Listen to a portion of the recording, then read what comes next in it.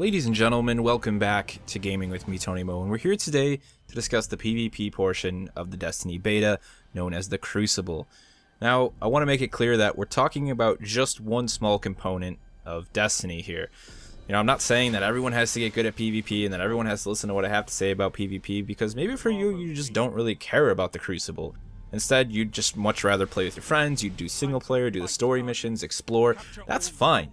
But for those of you who are looking forward to the PvP and would really like to make this part of your, routine Destiny experience. Play a little bit of story, play a little bit of co-op, play a little bit of competitive multiplayer. For me, that's what makes, is looking to make Destiny the complete package, that I have this really awesome open world to explore, but at the same time, I can hop over on at any given moment and say, let's go play a couple matches in the Crucible. Now, what we're going to talk about in this video is like some hardcore, in-depth discussion about what makes Destiny's PvP so damn good. We're also going to talk a little bit about the obvious inspirations from Bungie's previous game, the Halo franchise, of course.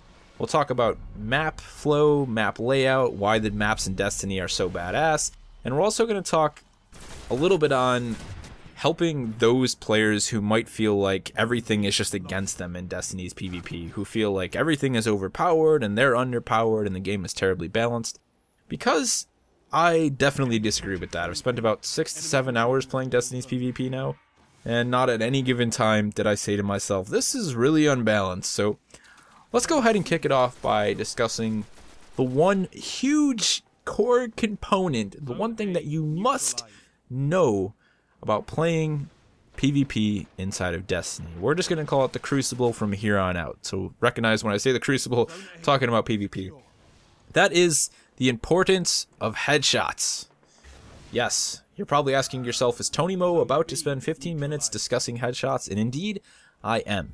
Now, those of you who have played Bungie games in the past should just instantly recognize the idea that landing a headshot means that you are going to be better. You're going to get kills quicker, you're going to get more kills, and you're going to be a more effective opponent all of the time if you can land consistent headshots with whatever weapon system you choose to use on the battlefield. Now, those of you who maybe have never played Halo, and the only games that you've ever played include Titanfall, Call of Duty, or Battlefield, or other similar types of shooters like that, probably won't understand this, because the fact is, while you can land headshots in games like Call of Duty and Battlefield and Titanfall, they are definitely not at the center of the game. They are nowhere near the same focus level as they are in something like Halo or in Destiny. For the most part, in a game like Titanfall or Call of Duty or Battlefield, whatever it may be, shooting for the body is always your best bet. The more rounds you can get on target and the quicker you can do it, usually means you're going to win. Now, that takes a huge level of skill out of the game, but we're not going to sit here and compare these games. Just know that they are very, very different experiences, and if you're expecting the Crucible in Destiny to be anything like Halo or like Battlefield or Call of Duty or Titanfall, you are going to be completely wrong and completely surprised. Back to the headshot. Now, why is the headshot so important inside of Destiny? Why is it at the core of the game? Well, the reason that it's one of the core elements of the game is because it means it's a whole nother level of skill that is required to be really, really good at Destiny's PvP. And that has always kind of been the focus for Bungie, I think. The reason that Halo was such a rewarding and intense experience was because of that idea that, okay, I have a battle rifle. At least once Halo 2 dropped, this was the case. I have a battle rifle. If I can land 4 solid bursts, I'm going to get all headshots on this guy, and I'm going to win the firefight. At least the one-on-one firefight. And of course, that concept carries over into fighting multiple people as well. So that is the same thought process here in Destiny. If you want to win firefights, if you want to be more efficient at killing your opponent, you need to land consistent headshots. Now, there is a second element to landing headshots in Destiny's PvP, and that is compensating for recoil with any of the given weapons. Whether it be the scout rifle, or what you're seeing me use a lot of here is the pulse rifle, which is a 3-round burst rifle. You have to know when the weapon has essentially reset itself after firing a burst. That reset pretty much decides when the weapon is going to be 100% accurate again. So let me break this down into a really small situation that will help you understand why it's important to understand when your weapon recoil completely resets. Say you turn the corner and you run into one other opponent, so it's a fair one-on-one fight. You both running pulse rifles, so you both have the same type of weapon system, and you both start to engage each other. Now, say in this situation that you decide you're just going to go for the head, you know you can land headshots, and you're going to pull the trigger as fast and as quick as you can, and you're going to land as many headshots as quickly as possible. That's great. Now, in that case, you might fire off 4 bursts, but the fact is you never let your recoil reset, so not all of those rounds hit the target in the face, or at least a smaller number of them did. Your opponent, however, understood the concept of letting his weapon recoil settle and only fired 3 bursts. Those 3 bursts were enough to kill you, and he was actually able to get those 3 bursts off quicker in a more efficient manner than your 4 bursts, therefore making him the winner of the firefight. So that is what you have to look at when you start talking about recoil.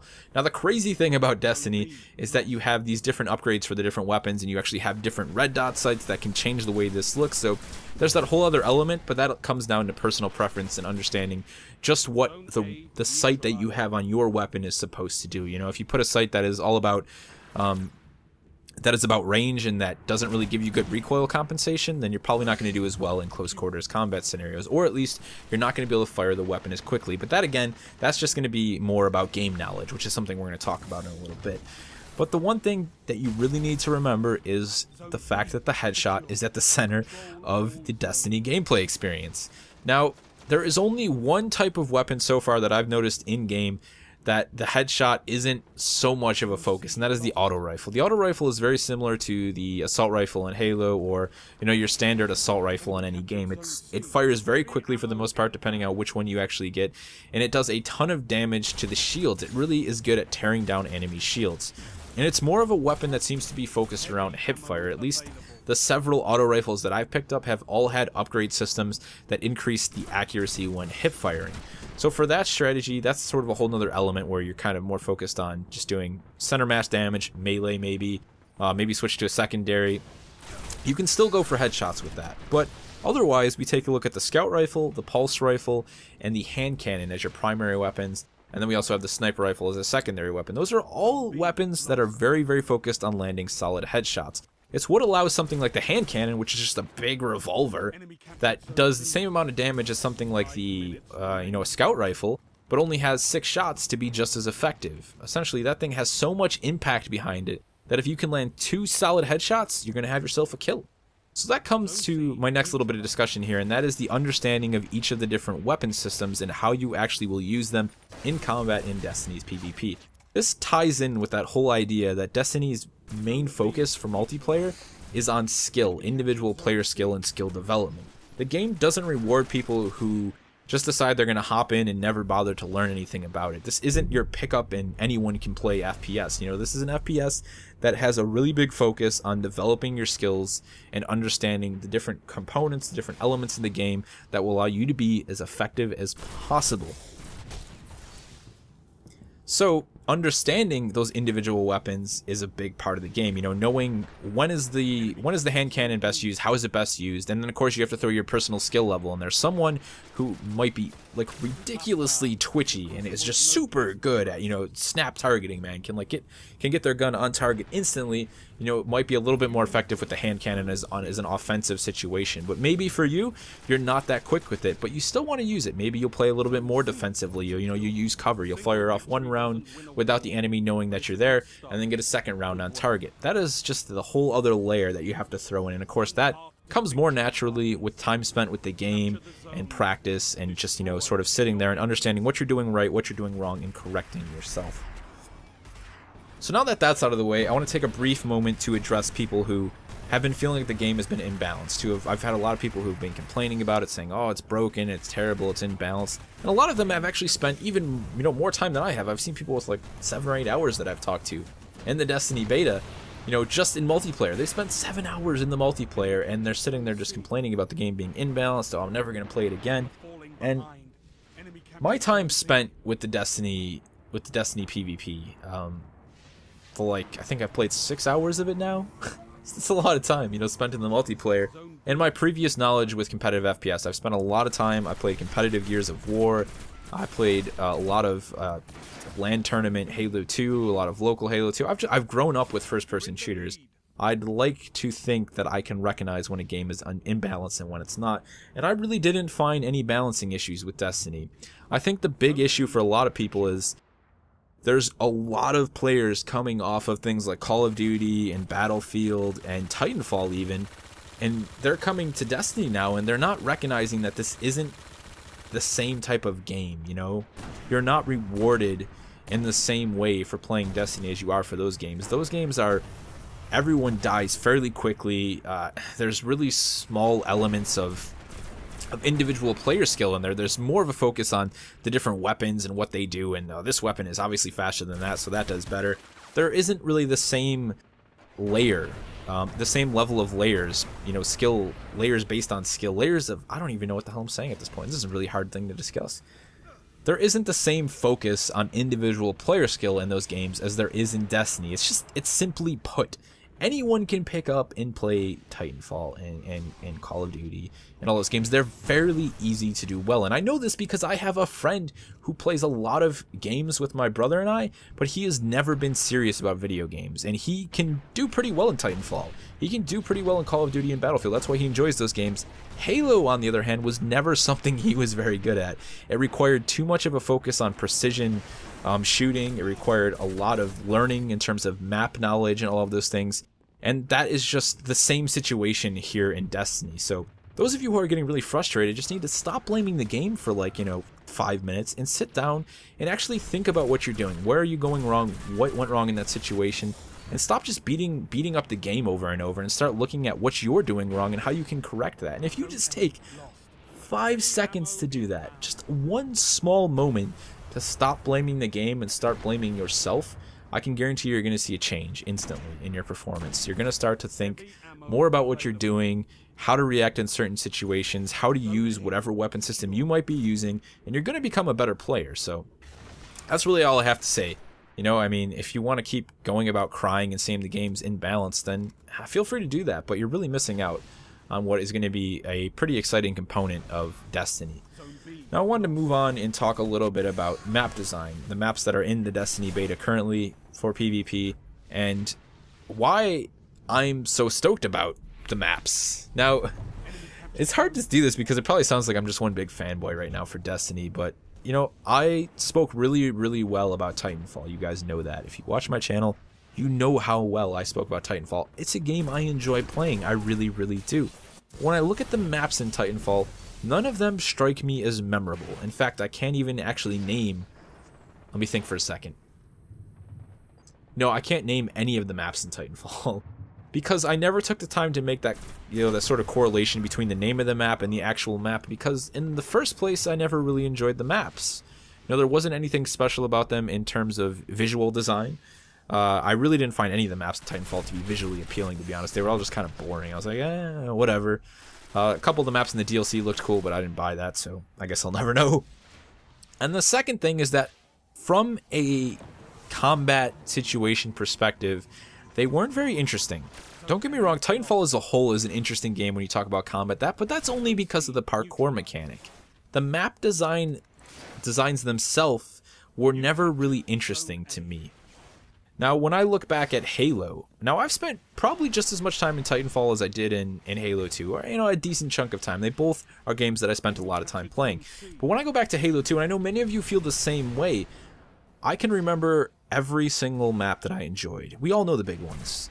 Lockout, Hang 'em High, that's a Halo 1 map actually. Coagulation, Streets. Streets was probably one of my favorite DLC maps, man. That map was just epically good, and you'll totally know what I'm talking about if you remember Streets. But it's all about, to me, there's two components that create a memorable map. The first thing is the appearance of the map, obviously. That definitely helps. Its location. You know, we have maps on the freaking moon in Destiny. The Venus map is gorgeous. It is completely stunning. The architecture, the design of the map as a whole is absolutely breathtaking. The second element, though, is how much fun the map is to actually play on from a combat perspective, you know? So, is the game forcing me into interesting combat scenarios? Am I being forced to capture objectives that are in difficult areas that require me to use all of my skills to survive and to, you know, to be victorious at the end of the day? If the game is doing that, then it's doing a good job of creating some memorable maps. And that's why I know there's only 4 maps, so it's not like I've had a lot of maps to dive through, but I know the maps. You know, I know the moon, I know Rusted Lands on Earth, and the map on Venus, and the map on Mars. These are all maps that I've really genuinely had a good time with. And the other aspect of the map design inside of Destiny is map knowledge. Now, map knowledge for people who play competitive FPS is a very important thing. Ask anyone who played Counter-Strike back in the day, anyone who played Halo back in the day, even people who play Call of Duty. You know, map knowledge is very important. Understanding the map and each individual component of it, every single pathway that connects to any single location on the map, you have to know and understand. I haven't really cared about map knowledge in the past 5 years in the games that I've been playing. Granted, eventually you understand the layout of the map. Whoop-de-doo, you know, everybody knows the layout of a map in Call of Duty after a couple of sessions. You play it over and over, and the freaking games go so fast. Eventually you're going to start to understand them. But the big thing is, a lot of those games have pieces of the map that are just so unused. They create these massive maps, and they put all of these different locations and buildings, and after a while it all just feels like it was designed by someone making a single player level who expected the player was going to eventually be, you know, forced into each of these different sectors. But for the most part, there's parts of the map that you never end up touching, and that is bad map design, in my opinion. You haven't done something right if all of the map isn't being used. You need to have a reason for players to go to the different portions of the map, whether it be vehicle placement, objective placement. There needs to be something that keeps players working their way around the entirety of the map and engaging in these different elements, you know, engaging inside, outdoors, around some rocks, around some, you know, caves, whatever it may be. You need to force the player into these different elements, because that makes the map more interesting for the player.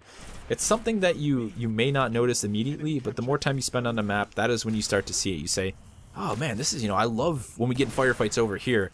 Or, you know, I love this one part of the map. There's this perch I always go up on, and then we get into this firefight and I'll snipe guys out from here. You know, those different components and elements that only start to come together as you play the map are what make good map design so noticeable. So for me, Destiny's map design has already blown me away, not just visually, but in terms of the layout. And it's also brought me back to that want to have map knowledge again, you know, to have serious map knowledge, to sit down and say, okay, there's that ledge just outside of that hallway outside of A. And what I'm going to do is we're going to cap A, and they're going to come rushing for us. So I'm going to hide just on that ledge.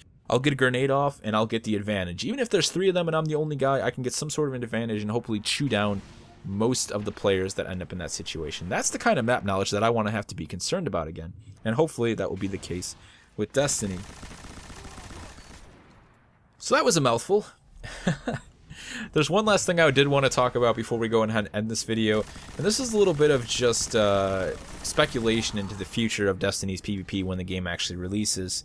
So currently, Destiny's PvP, all of the Guardians that are available to us, the Warlock, the Titan, and the Hunter, all have one skill tree that they can currently use. That skill tree is based around damage for each of those 3 classes. The Titan has his ground pound, again, just does damage.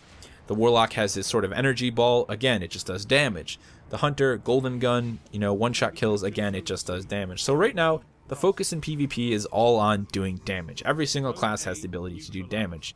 There's a couple crowd control abilities in terms of the grenades, but none of them are really that serious. Now when we start looking further down the road, when the Guardians start hitting level 15 and level 20, they're going to unlock a second skill tree. Now we're going to focus on the Titan, because the Titan's second skill tree is a defensive skill tree that allows him to deploy, man, those 2 words, I really need to look up the definition of them and accurately decide which one is better to use in which situation. To deploy a shield that is indestructible. The shield is indestructible around his body, and it also shields friendly forces in the area. Now that is a game changer for PvP. I cannot think of a first-person shooter, a seriously competitive first-person shooter, something along the lines of Destiny, that has ever given players the ability to create like this hardcore multi-person shield. Now when we look back to Halo, they did have the bubble shield, and they got into these abilities, but for the most part, they were really focused on the individual. While yes, other people could be sort of, you know, affected by the bubble shield, it's not really comparable to what I think we're going to see in Destiny, especially when you start talking about some of the other classes. You know, I think the Warlock has some crowd control abilities. These are elements that are going to be introduced into the PvP that are going to really change the way we play. And I think when you start talking about team play, you know, actual solid 6 vs 6 teams or 4 vs 4 teams where you're playing with people that you know, we're going to see a lot of heavy coordination amongst the players to really have diversity amongst their abilities. You know, there's going to be like a Titan who's like, alright, I'm focused on defense. Let's see, we got another Titan running more damage. We got a Warlock running crowd control. And the best team is going to be the team that can make use of all those abilities to counteract whatever the enemy throws at them to be victorious at the end of the day. I mean, again, a lot of speculation there. We don't actually know what those abilities are going to be like in PvP, but just looking at what they do, I'm genuinely excited to see how all of that pans out once Destiny goes live in September. That's going to do it, guys. Just a quick reminder to those of you guys getting really frustrated with the game. Think about what I said, man. Sit back, take a break, you know, start to just kind of break down where you're going wrong and see how you can correct that. Try and learn while playing Destiny's PvP. I know that's not something you usually have to do in competitive games these days, actually learn, but I promise that the game will just become a much more enjoyable experience for you. And of course, it always helps to play with friends. It's much easier to learn when you have some people that you know on your team that you can discuss things with. If you have any questions about Destiny's PvP, about my thoughts on the PvP, or about anything that I said in this video, feel free to let me know in the comment section below. And of course, if you just want to tell me that I'm a huge liar, don't know what the hell I'm talking about, and that I suck at Destiny, feel free to do that as well in the comment section below. I'll see you in the next one. Zone A, secure. Total control. Good work. 5 minutes remaining. Enemy captured Zone B.